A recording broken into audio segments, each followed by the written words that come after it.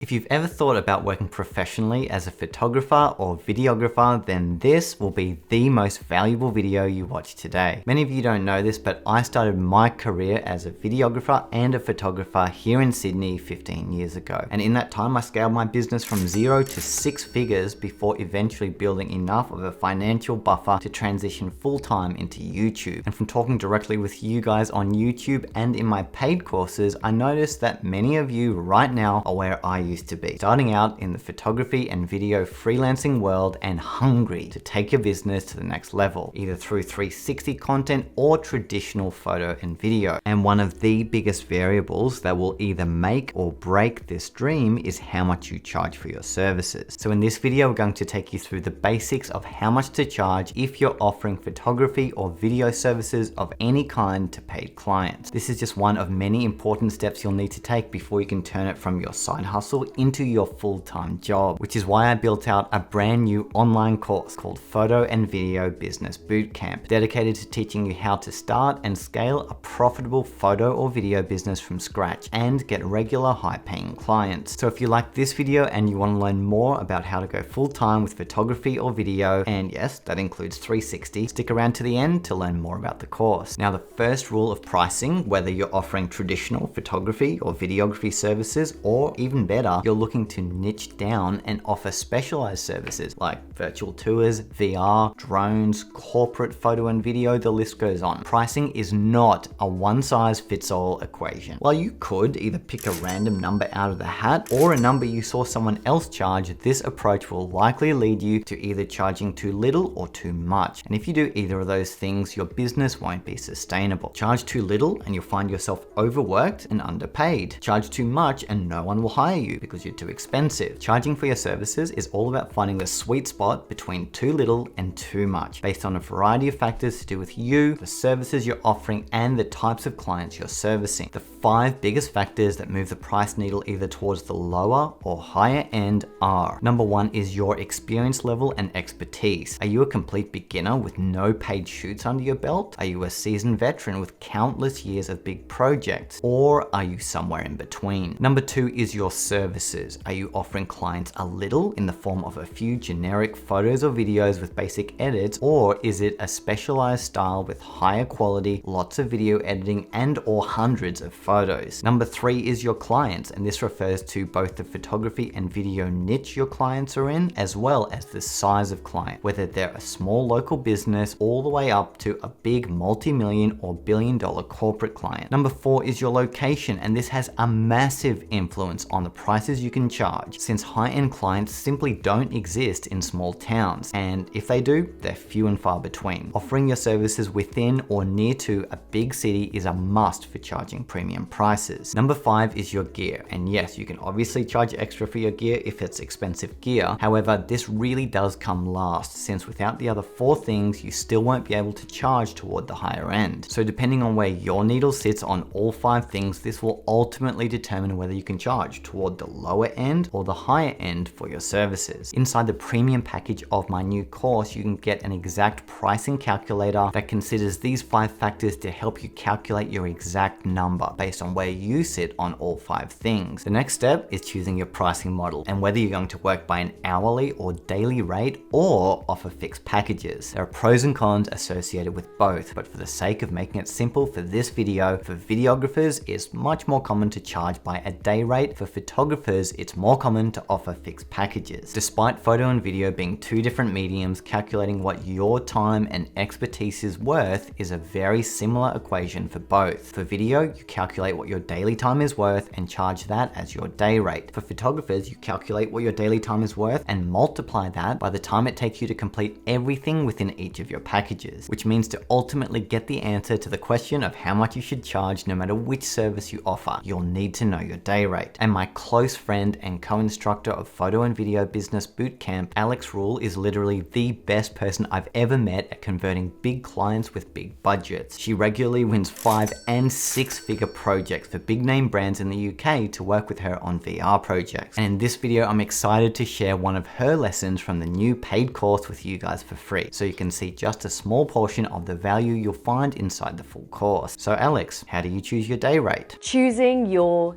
day rate. This is probably one of the most important decisions that you're going to make in your business. After all, time is money, and learning to value your time correctly is the difference between earning life-changing amounts and just getting by. But don't worry, by the time you finish this video, you're not only going to know what to charge for your day rate, but you're going to understand why you're charging it and in what circumstances you should change it. So the first thing you need to understand before choosing a day rate is that you're not actually charging for one day of your time. Let me read you this great quote that perfectly summarizes the mindset I want you to adopt. If I do a job in 30 minutes, it's because I spent 10 years learning how to do it in 30 minutes. You owe me for the years, not the minutes. When you charge a day rate, you're charging for all the time it took to get you to the point where you could even consider offering photo and video services professionally in the first place, even if you're just getting started. Chances are you've spent hours watching tutorials, experimenting with framing, comparing equipment, studying other people's work, learning how to use editing software, and so much more. If your client had to learn everything you know from scratch, it would take them days, weeks, even years. So when charging a day rate, you're actually charging the client for the convenience of having someone with specialist knowledge come in to do the job. So essentially they don't have to. I know it can be scary to call yourself an expert, but compared to 99% of people in the world, you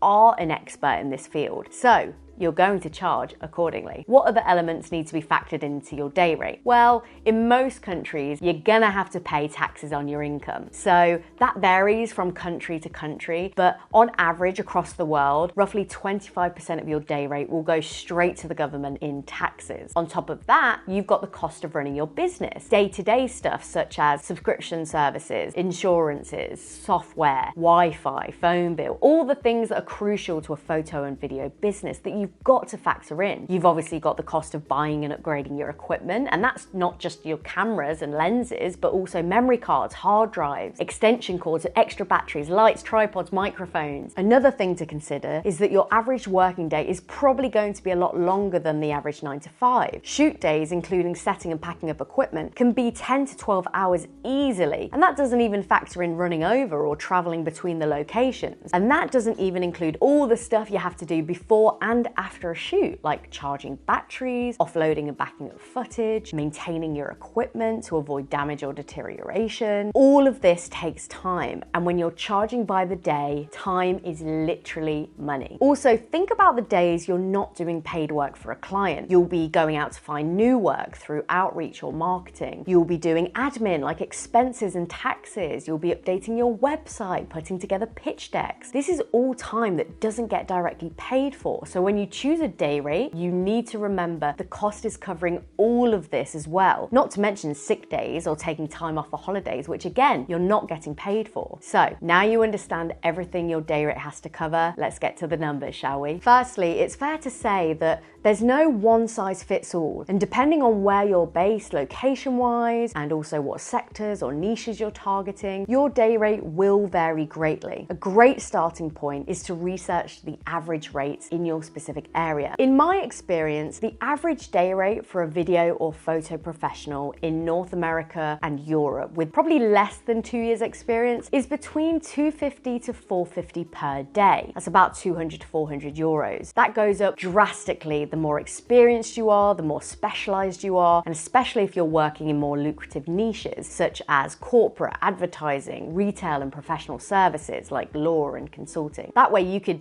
easily be charging $450 to $650 a day, and that's within a couple of years. Once you've got 5+ years experience in your specialism, and again, you're targeting a profitable sector, your earning potential goes way up towards $1,000 plus per day. But again, bear in mind that the more money you want to make, the more specialized you're probably going to have to become, and you're going to have to target wealthier niches and clients who are probably going to be based in places which they have higher cost of living, such as big cities, because they're going to have generally bigger budgets to spend. To give you an idea of how drastic the difference in day rates are with all those factors combined, here's a real life example of two of my friends who both have 5 years experience in video. James is based in a small countryside village village in the north of England, which is a cheaper than average place to live. He primarily works with non-profits, arts organisations, and sometimes he does public sector stuff like work with local councils. He offers general video production services, which means he has quite varied work, anything from interviews, local talks and events, explainer videos, creating short documentaries, that kind of thing. Sarah, on the other hand, is based in London, the capital of England and one of the highest cost of livings in the world. She primarily works for corporate clients who at least have multiple offices in the UK, but often they might have global offices. She offers very specific video services, scripting, capturing and editing soft skills training videos targeted specifically at increasing employee retention and reducing the amount of claims brought against a company for unfair treatment, harassment, or dismissal. Super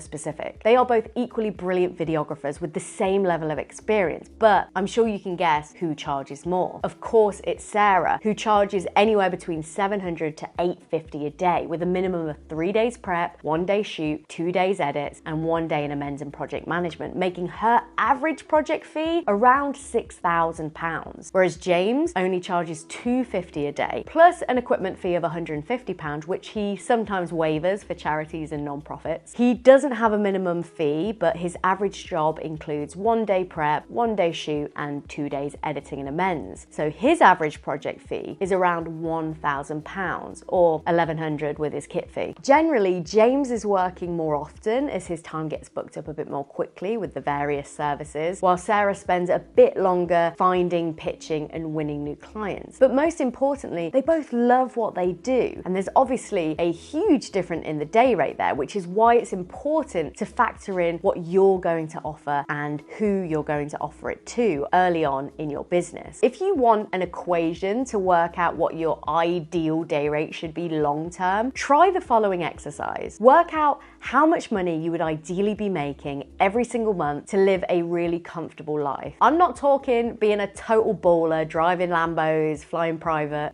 going on 5-star holidays. No. I'm talking about how much would it cost for all of your monthly bills to be covered, your groceries to be paid, a couple of nice holidays a year, putting away a certain amount in savings each month. Remember to include the monthly costs of your business too, so software, subscriptions, insurance, phone bills, that kind of thing, whatever else you think is reasonable. Okay, so now you're going to take that number, times it by 12 to get the annual amount. For example's sake, I'm going to put down the figure at 5k per month, which is $60,000 a year. That's after taxes. So to get the amount you want to earn, including taxes, you need to add on the tax rate for your location. So if the average tax rate is 25%, we do 60,000 times 1.25 equals $75,000. Okay, so now we've got a figure. We need to work out how many actual days you could feasibly charge for in a year. So the average amount of working days in a year is 255. That means a 5-day working week. If you're taking 4 weeks holiday over the year and have the average amount of sick days, which is about 7, you'll be left with 228 working days. Even the best photo and video professionals are not working paid jobs 100% of the time. As we discussed earlier in this video, you're more than likely going to be spending at least 20 to 30% of your time on non-paying work, such as admin, marketing, sales, etc. So let's assume you've booked client work for 70% of your available days. That's 160 days a year that you could feasibly be charging for. Ready for this? Okay, 75,000 divided by 160 working days equals roughly $470 per day. So to live your ideal life, you would need to be charging no less than $470, and you need to be doing at least 13 days out of every month paid work. This is totally achievable within a few years of starting your business, especially if you're targeting the slightly more profitable niches. Now,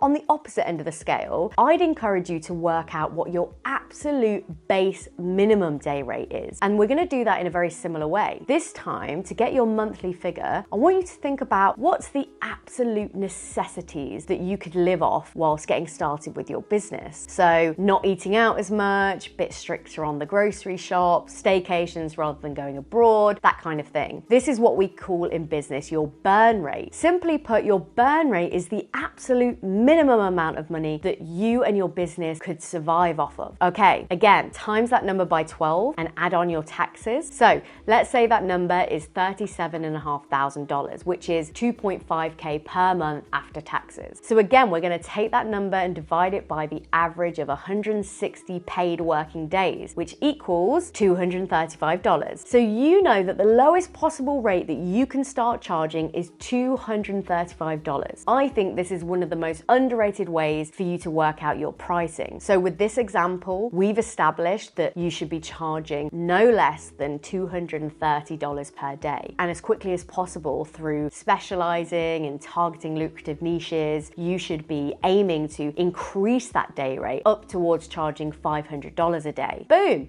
Dream life, running your dream business before you know it. Having this level of specificity in terms of the goals of your earnings will radically speed up the process of you charging a higher day rate. I absolutely promise. When I started specializing in VR 6 years ago, I literally doubled my rates overnight. I went from £250 to $500, and clients didn't even bat an eyelid. And I've done that ever since until I hit what I call a price ceiling, which brings me on to another important factor of choosing your day rate. How to know if your rate is too low or too high and when you should change it. Like I just mentioned, I personally just started out doubling my rates until I found a price ceiling, which is how I knew that I was on the upper end of what clients were willing to pay. But you could also increase your rate gradually, maybe adding $50 to $100 per day. Generally, if more than 50% of people you quote jobs for are saying no due to price, you're probably reaching a bit of a price ceiling for that size of client or service. And if it gets to over 70% saying no, you're probably outpricing yourself, and you need to decide whether to bring your prices down slightly, change your services, or target a different sector. For example, if you're trying to up your day rate from $250 to $400 per day to make promotional videos in real estate, and you start getting a bit of pushback, you could offer another service on top of your main offering, such as recording 360 videos to showcase houses remotely in VR headsets. Or you could still focus on creating promotional videos, but instead of real estate, maybe you switch your focus to corporate, who naturally are a much higher paying niche. But it's equally as likely that you could be charging too little for your day rate. If 100% of people you're quoting are saying yes, you're probably not charging enough. Either that, or you're just so amazing and incredible that people will just pay whatever they can to work with you. But probably in the beginning of your career, you're probably just not charging enough. 30% of people saying no, or at least questioning your pricing, is probably that sweet spot. So don't be scared to increase your prices until you start getting that little bit of pushback from clients. Just remember, it's easier to bring your rates down than it is to put them up. So don't be scared to overshoot it a little. And then if they say they don't have the budget to work with you, ask them what their budget is and work out what work is possible within that budget. For example, you could always reduce the scope, such as capturing less shots, so not only is production shorter, but editing too. So to summarize, how to choose your day rate depends on a few different factors. Use those equations to work out your absolute base minimum day rate and your ideal day rate that you should be working towards. If you're literally just getting started with photo and video and you're not super confident yet and you want to get more experience, I would recommend you start by charging $100 to $150 a day. Even the smallest of businesses should be able to invest that much in professional photo or video services. And then very quickly, you want to start upping that rate. So every time you get a new client, up the rate slightly, even if it's by $20, $50. And within a few months to a year, you should be charging anywhere between $200 to $400 a day. Again, depending on your services and your niche. Don't be discouraged if you start getting some no's. Remember, about 3 no's out of every 10 quotes is very healthy and shows that you're charging about the right amount. The last bit of advice I have for choosing a day rate is don't overthink it. Despite the equations that we've done in this video, this isn't a science. A bit of trial and error is involved, and ultimately you'll end up reaching a price which suits your clients' needs and provides you with a comfortable living for doing what you love. Now, like Alex talked about, when you inevitably find yourself working on bigger projects that go for several days, this is where your day rate really has a chance to make you money. Like we saw with James and Sarah, despite the day rates being only $300 to $400 apart, when you multiply that by the amount of days associated